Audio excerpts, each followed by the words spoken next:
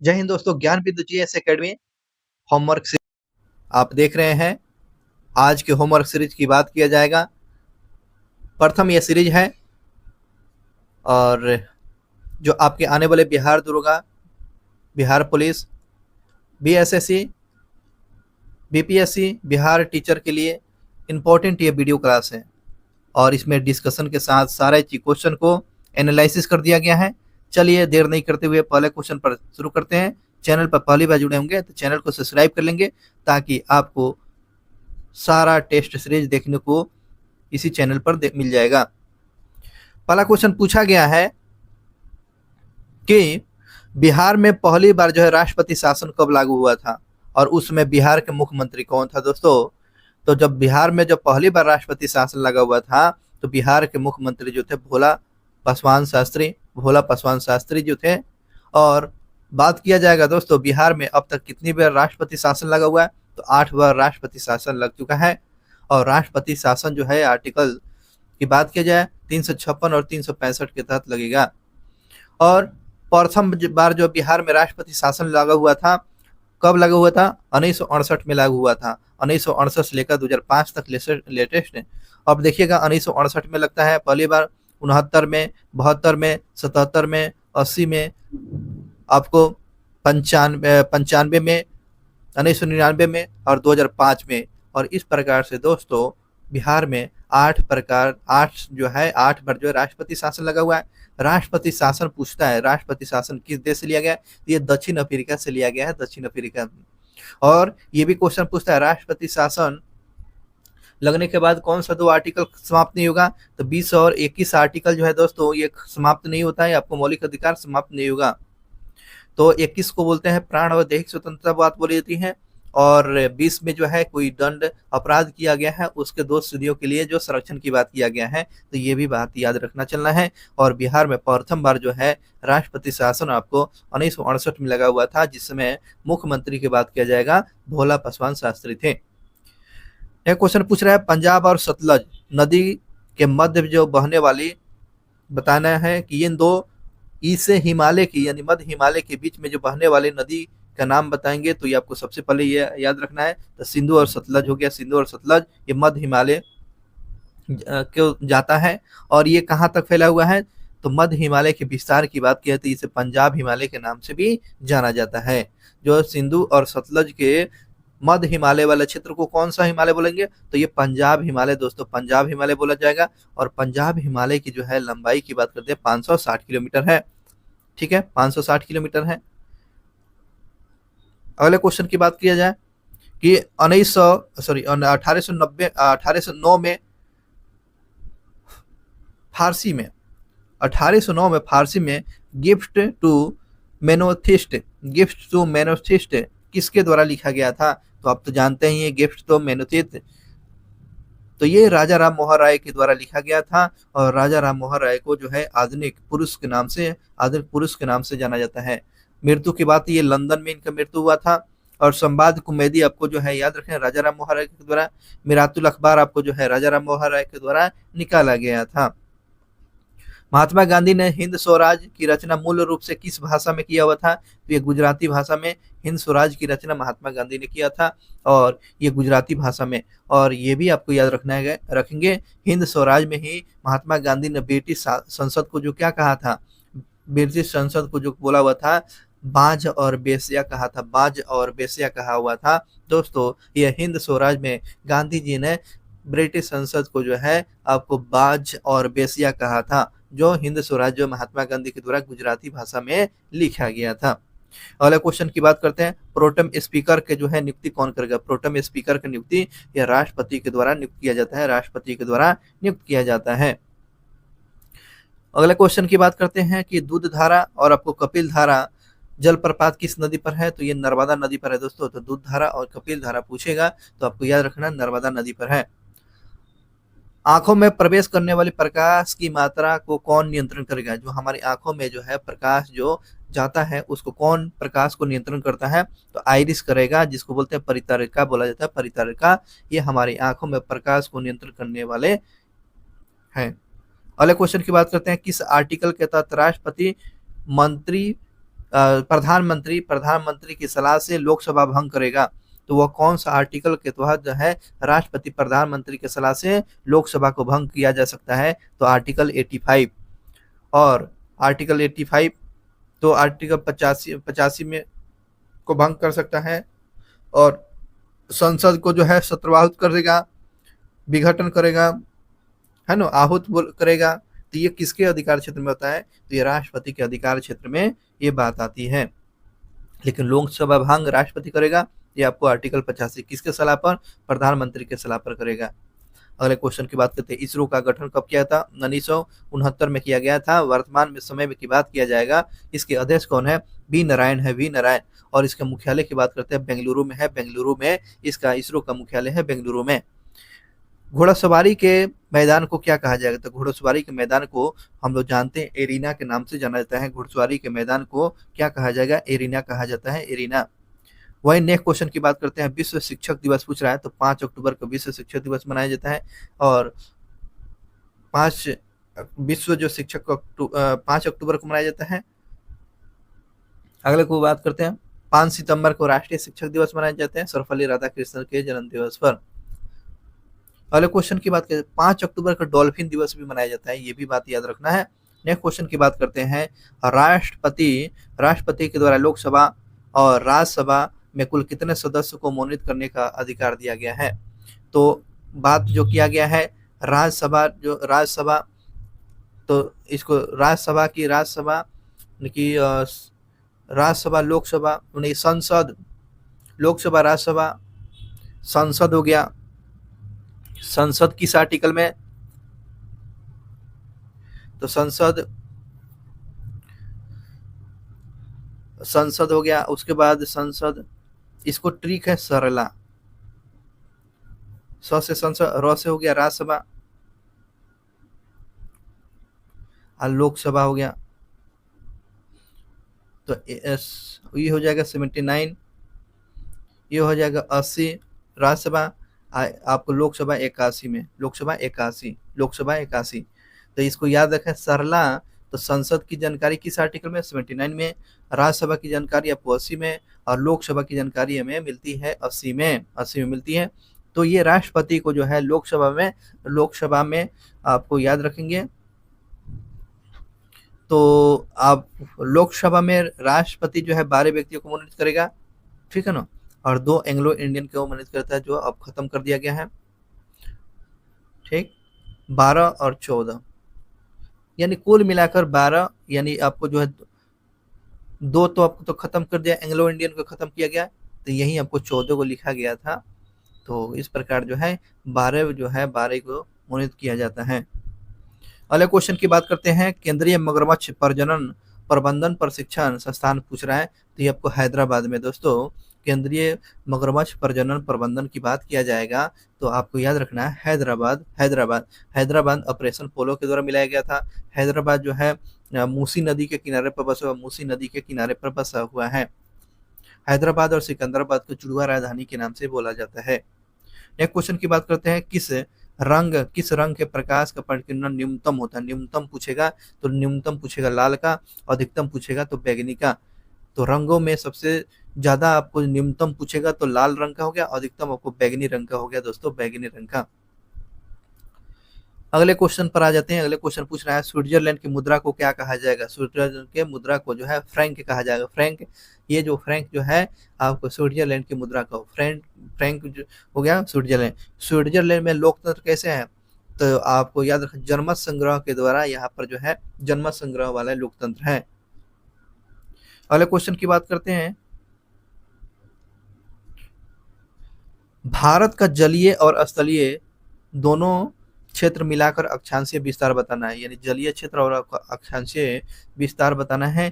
तो याद रखेंगे 6 डिग्री 4 मिनट उत्तरी अक्षांश से लेकर आपको जो है 37 डिग्री 6 मिनट उत्तरी अक्षांश के बीच है, यानी 6 डिग्री 41 मिनट उत्तरी अक्षांश से लेकर 37 डिग्री 6 मिनट उत्तरी अक्षांश के बीच में जो है आपको भारत के जलीय और स्थलीय सीमा मिलकर विस्तार ये पूछा गया था। 17 नंबर क्वेश्चन देखेंगे, भारत के पूर्वोत्तर के अंतर्गत में कितने राज्य आते हैं? भारत के पूर्वोत्तर राज्य के अंतर्गत में 8 राज्य आते हैं। है ना। 8 राज्य आते हैं, 8 राज्य आते हैं, तो 8वाँ राज्य पूछेगा तो आपको सिक्किम हो गया। 8वाँ राज्य पूछेगा तो ये सिक्किम है दोस्तों, याद रखेंगे। 8वाँ राज्य पूर्वोत्तर राज्य में 8वाँ राज्य हो गया सिक्किम।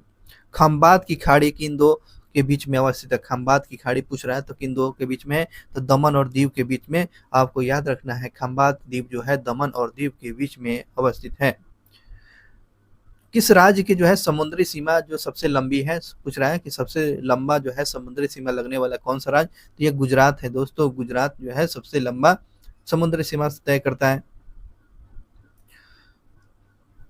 चलिए अगले क्वेश्चन की बात करते हैं। अगले क्वेश्चन पूछ रहा है कि भारतीय मानक समय कितने राज्य से होकर गुजरता है? कितने राज्य से होकर गुजरता है? तो 5 राज्य से।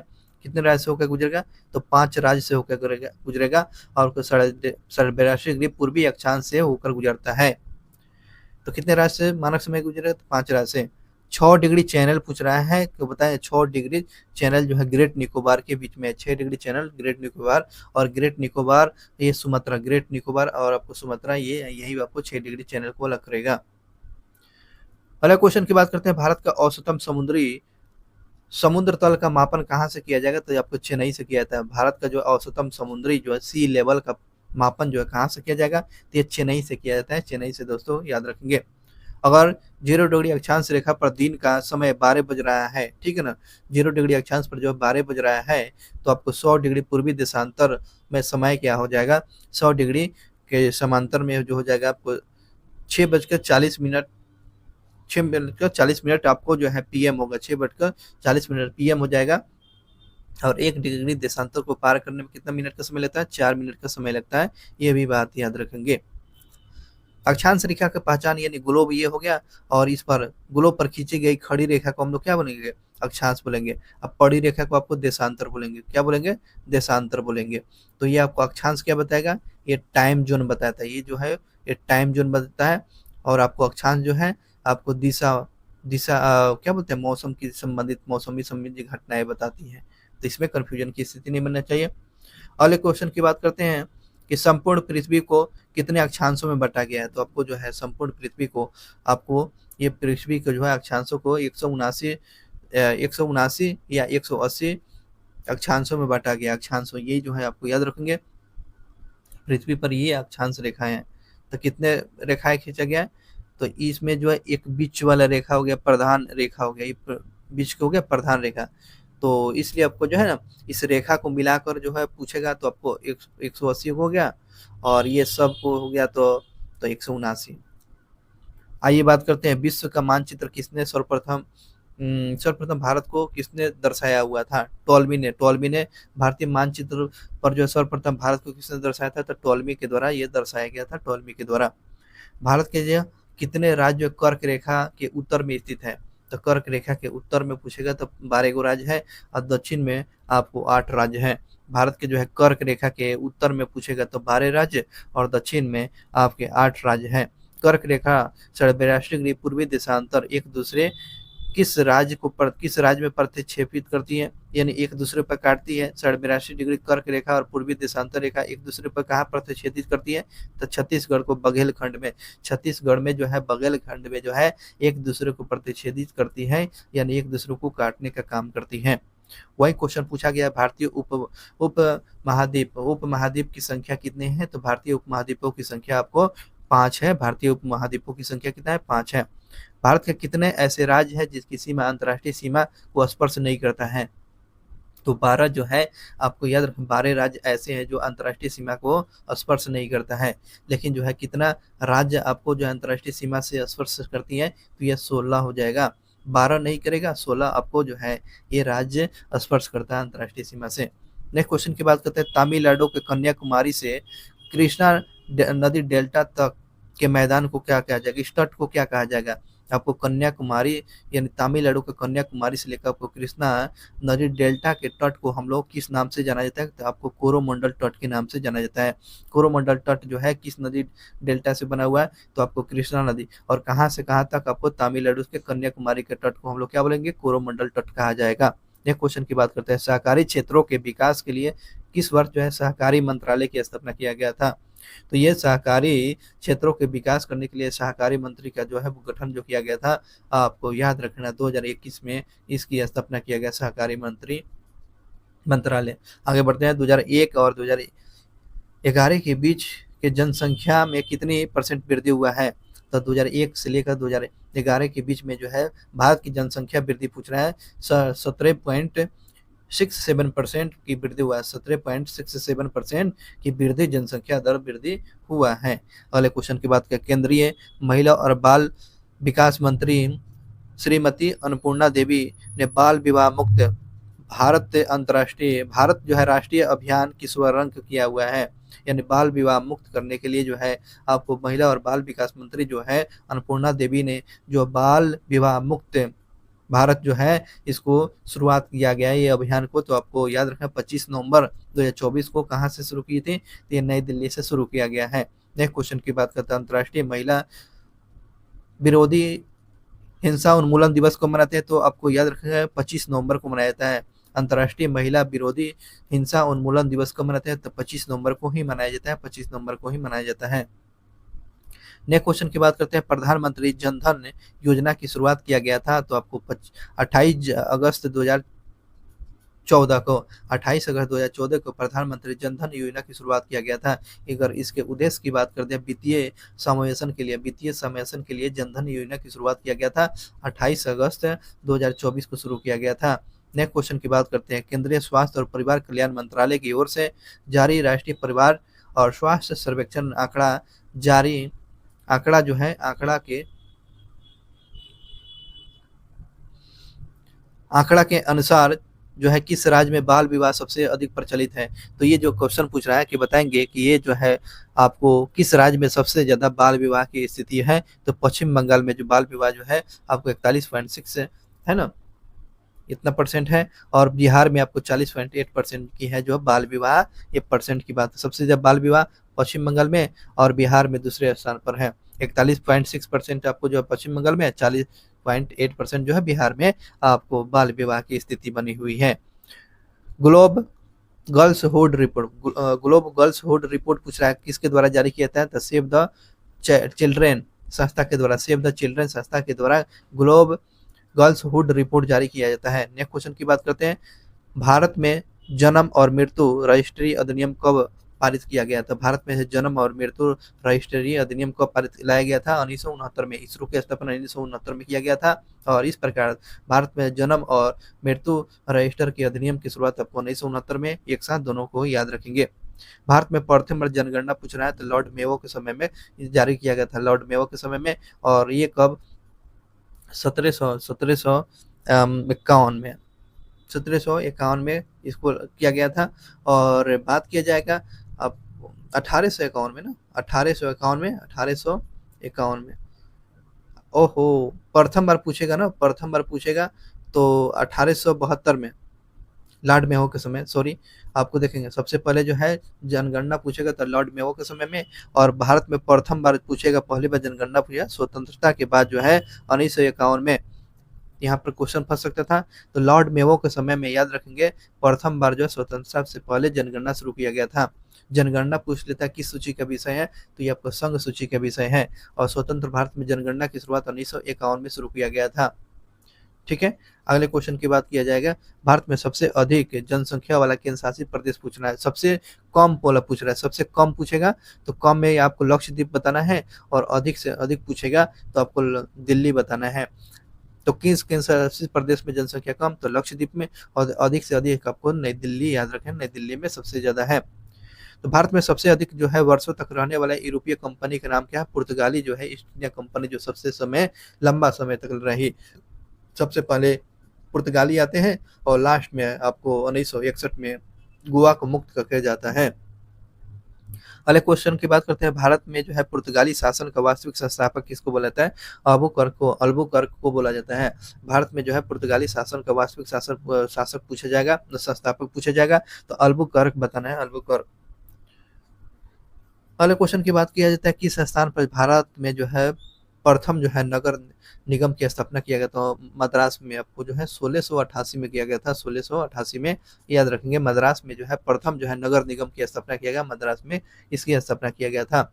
ईस्ट इंडिया कंपनी के किस अंग्रेज गवर्नर को जो है औरंगजेब के द्वारा जो है भारत से निष्कासित किया गया था, भारत से निष्कासित किया गया था। तो जॉन चाइल्ड को जो है आपको औरंगजेब जो था, औरंगजेब जो है जॉन चाइल्ड को जो भारत से निष्कासित कर दिया था। ये अंग्रेज गवर्नर जो था, किस अंग्रेज गवर्नर का जो आपको औरंगजेब ने भारत से निष्कासित किया था? जॉन चाइल्ड को निष्कासित किया था, जॉन चाइल्ड को निष्कासित किया गया था। नेक्स्ट क्वेश्चन की बात करते हैं, वांडीवास का युद्ध कब हुआ था? तो 22 जनवरी आपको 1760 में वांडीवास का युद्ध हुआ था। 22 जनवरी 1760 में हुआ था। और ब्रिटिश सेना के जो है आपको सेनापति कौन था? आयरकुट था। लेकिन फ्रांसीसी सेना के जो है काउंट लाली था, काउंट लाली। और इस प्रकार जो फ्रांस का जो है आपको जो भारत में फ्रांसीसी उपनिवेश जो है समाप्त हो जाता है। वांडीवास का युद्ध आपको 1760 में ही खत्म होता है।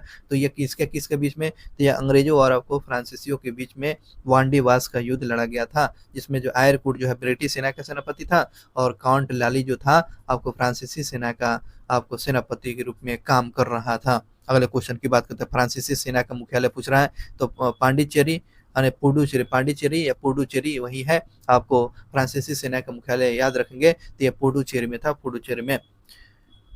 अंग्रेजों ने किस मुगल शासक के समय पटना में अपनी जो है व्यापारिक कोठी स्थापित किया था? तो बताना है किस मुगल सम्राट के द्वारा के समय में जो पटना में अपनी व्यापारिक कोठी खोला हुआ था? शाहजहां के समय में जो है पटना में व्यापारिक कोठी खोला गया था। अंग्रेजों ने पटना में व्यापारिक कोठी जो खोला तो उस समय मुगल सम्राट कौन था? तो शाहजहां था, शाहजहां दोस्तों, इस बात को याद रखेंगे। कर्नाटक युद्ध जो किसके बीच में लड़ा गया था? कर्नाटक आपको ब्रिटिश और फ्रांसीसियों के बीच में कर्नाटक युद्ध लड़ा गया है। चोल का युद्ध पूछ रहा है 1508 में जो है, 1508 में इसका चोल का युद्ध जो ये आपको चोल का युद्ध जो है आपको याद रखेंगे। चोल का युद्ध पूछा जाएगा तो आपको 1508 में याद रखेंगे, 1508 में।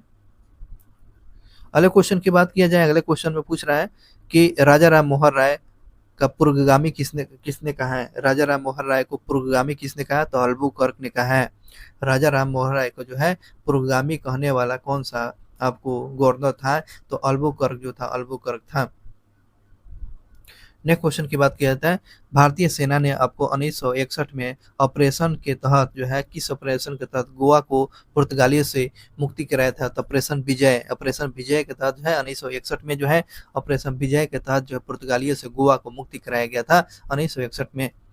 ऑपरेशन पोलो तो आपको जो हैदराबाद को उसको मिलाया गया। अगले क्वेश्चन की बात करें, ईस्ट इंडिया कंपनी की स्थापना आपको 1602 में स्थापना हुआ था। सॉरी डच ने 1600 में तो आपको 1600 में तो आपको ईस्ट इंडिया कंपनी, यहाँ पर बात करता है डच ईस्ट इंडिया कंपनी पूछेगा 1602 में इसकी स्थापना किया गया था। 7 वर्षीय युद्ध जो है फ्रांस और ब्रिटिश के बीच में लड़ा गया था। फ्रांस और ब्रिटिश के बीच में 7 वर्षीय युद्ध लड़ा गया था आपको 1756 से लेकर 1763 के बीच में। और ये जो किस संधि के द्वारा? पेरिस की संधि के द्वारा समाप्त होता है दोस्तों।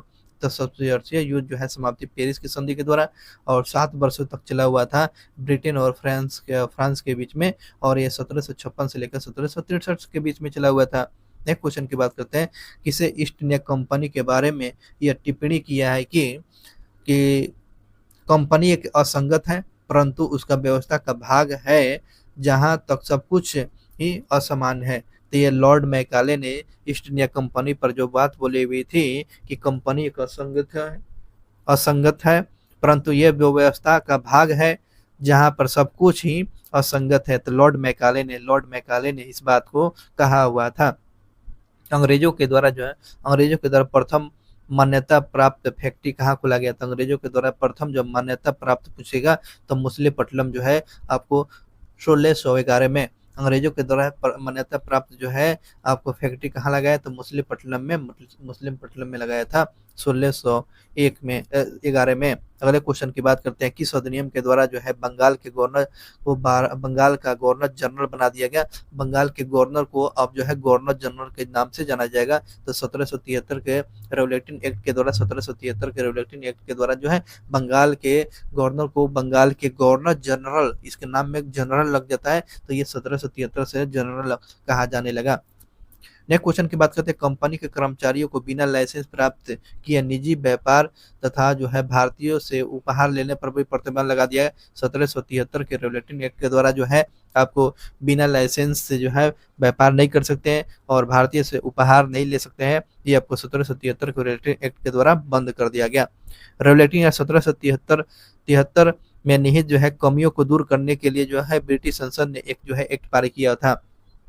बहुत ही अच्छा क्वेश्चन है। 1773 के रेगुलेटरी एक्ट की कमियों को दूर करने के लिए ब्रिटिश संसद ने कौन सा एक्ट लाया, तो आपको एक्ट ऑफ सेटलमेंट एक्ट आया था। एक्ट ऑफ सेटलमेंट एक्ट जो है 1781 में। तो 1773 के रेगुलेटरी एक्ट को कमियों को दूर करने के लिए कौन सा एक्ट आता है, तो एक्ट ऑफ सेटलमेंट एक्ट 1781 आता है, 81। अगले क्वेश्चन की बात करते हैं कि किस चार्टर के तहत जो है गवर्नर जनरल परिषद की जो संख्या जो 4 से घटाकर 3 कर दिया गया।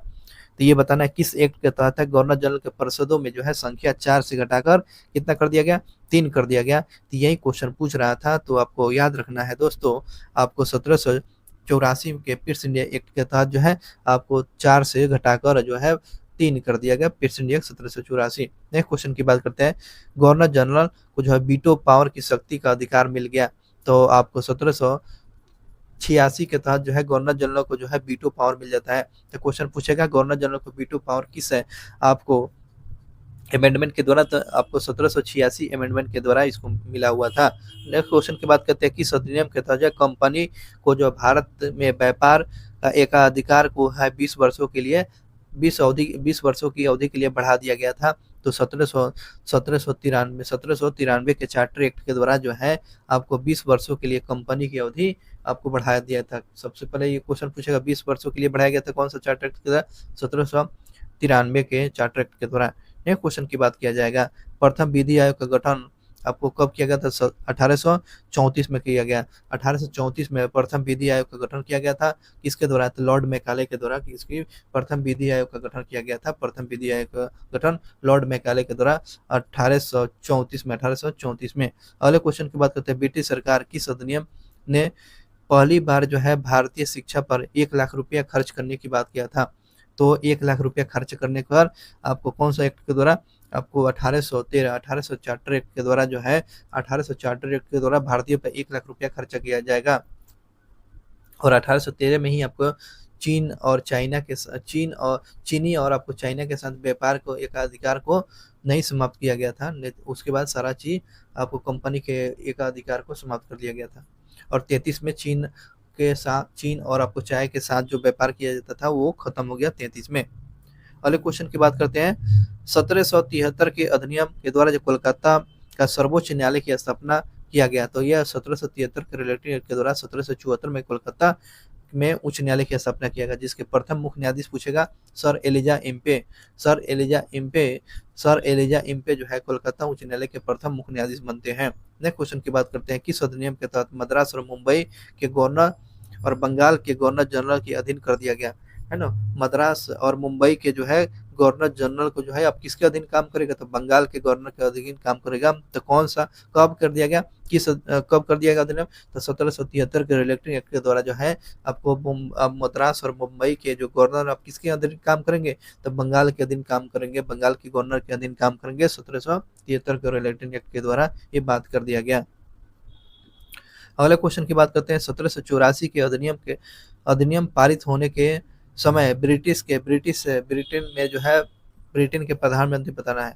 तो 1784 के एक्ट जब पारित किया गया था तो उसमें ब्रिटेन के प्रधानमंत्री कौन था, विलियम पिट जो आया था। तो 1784 का जो है समय जब एक्ट जो पारित किया था तो ब्रिटेन के प्रधानमंत्री कौन थे, तो विलियम पिट था। नेक्स्ट क्वेश्चन की बात करते हैं, किस अधिनियम के द्वारा जो है ब्रिटिश संसद के चाय और चीनी के साथ व्यापार को छोड़कर ईस्ट इंडिया कंपनी के भारत के साथ जो है व्यापार एकाधिकार को क्या कर दिया, समाप्त कर दिया गया। तो आप तो ये जानते ही हैं, आपको 1813 के चार्टर एक्ट के द्वारा चीन चीनी और चाय के जो है चीन के साथ और आपको चाय के साथ जो है आपको व्यापार का एक अधिकार को समाप्त नहीं किया गया था, नहीं तो सब चीज समाप्त कर दिया 1813 में। अगले क्वेश्चन की बात करते हैं, किस एक्ट के द्वारा जब बंगाल के गवर्नर जनरल को संपूर्ण भारत का गवर्नर जनरल बना दिया गया? तो 1833 के चार्टर एक्ट के द्वारा दोस्तों ये बंगाल के गवर्नर जनरल को संपूर्ण भारत का गवर्नर जनरल बना दिया गया। किस चार्टर एक्ट के द्वारा? तो 1833 के चार्टर एक्ट के द्वारा इनको बना दिया गया। अगले क्वेश्चन की आज बात करते हैं कि भारत के प्रथम जो गवर्नर जनरल के नाम पूछ रहा है, तो लॉर्ड विलियम बेंटिंक जो बना हुआ था। तो भारत के प्रथम गवर्नर जनरल कौन? तो लॉर्ड विलियम बेंटिंक बनते हैं, Lord William Bentinck. Next question की बात करते हैं, गवर्नर जनरल की परिषद में एक कानूनी सदस्य को शामिल किया गया। तो सर्वप्रथम कानूनी सदस्य के रूप में किसे नॉमिनेट किया गया था? तो कानूनी सदस्य के रूप में जो लॉर्ड मैकाले को जो है शामिल किया गया था 1833 में, और आपको जो 1834 में इसको शामिल किया गया था, है ना। लॉर्ड मैकाले जो है अंग्रेजी शिक्षा का जनक के रूप में जाना जाता है। तो इस बात को याद रखें, कानूनी रूप से जो है इनको शामिल कर लिया गया लॉर्ड मैकाले को। चलिए अगले क्वेश्चन की बात करते हैं, भारत में कुल कितने जो शास्त्रीय जो है भाषाएं या शास्त्रीय भाषाएं जो है 11 है। भारत की जो शास्त्रीय भाषाएं की बात किया जाएगा तो 11 शास्त्रीय भाषाएं हैं। और भारत का सबसे प्राचीनतम नृत्य की बात किया जाए तो भारतनाट्यम। भारत के जो है प्राचीनतम नृत्य पूछेगा तो आपको भारतनाट्यम बताना है। भारत में कुल कितने शास्त्रीय नृत्य हैं? शास्त्रीय नृत्य पूछेगा तो 8 गो, है ना। शास्त्रीय नृत्य पूछेगा तो 8 है, प्राचीनतम नृत्य पूछेगा तो भारतनाट्यम। इस बात को याद रखना है। अगले क्वेश्चन की बात करते हैं, कन्नड़ और तेलुगु को जो है शास्त्रीय भाषा का दर्जा कब मिलेगा? तो 2008 में मिला हुआ था। तेलुगु और आपको जो कन्नड़ और तेलुगु को जो शास्त्रीय भाषा का दर्जा कब मिला हुआ था? तो आपको याद रखना है 2008 में मिलता है। मणिपुरी शास्त्रीय नृत्य को जो है प्राय किस भगवान के कथा प्रसंगों को चित्रण करता है? तो राधा और कृष्ण को ये आपको मणिपुरी शास्त्रीय नृत्य जो है किस भगवान के चित्रण को प्रस्तुत करता है? तो आपको राधा कृष्ण को जो है ये जो प्रस्तुत करता है दोस्तों। अब बात किया जाता है दोस्तों यहाँ पर इंपॉर्टेंट फैक्ट याद रखेंगे, यानी 8 जो शास्त्रीय नृत्य है। तो चलिए बात करते हैं शास्त्रीय नृत्य में। तो सबसे पहले तो भारतनाट्यम तो है ही, कुचिपुड़ी हो गया, मोहिनीअट्टम हो गया, कथक हो गया, सत्रिय असम का, मणिपुरी हो गया, ओडिसी हो गया। ये दोस्तों इस प्रकार से 8 शास्त्रीय नृत्य था। और दोस्तों इस प्रकार से आपको याद रखेंगे आज का जो है प्रैक्टिस सेट होमवर्क सीरीज प्रथम देख रहे थे, चैनल को सब्सक्राइब कर लेंगे ताकि आपको इन्फॉर्मेशन वीडियो फिर से मिलता रहेगा। नेक्स्ट मिलते हैं प्रैक्टिस सेट होमवर्क सीरीज में, आपको हैंड राइटिंग नोट्स में लिखा गया सारा चीज इंपॉर्टेंट जानकारी है। तब तक के लिए चैनल को सब्सक्राइब कर लेंगे। मिलते हैं नेक्स्ट वीडियो क्लास में। जय हिंद।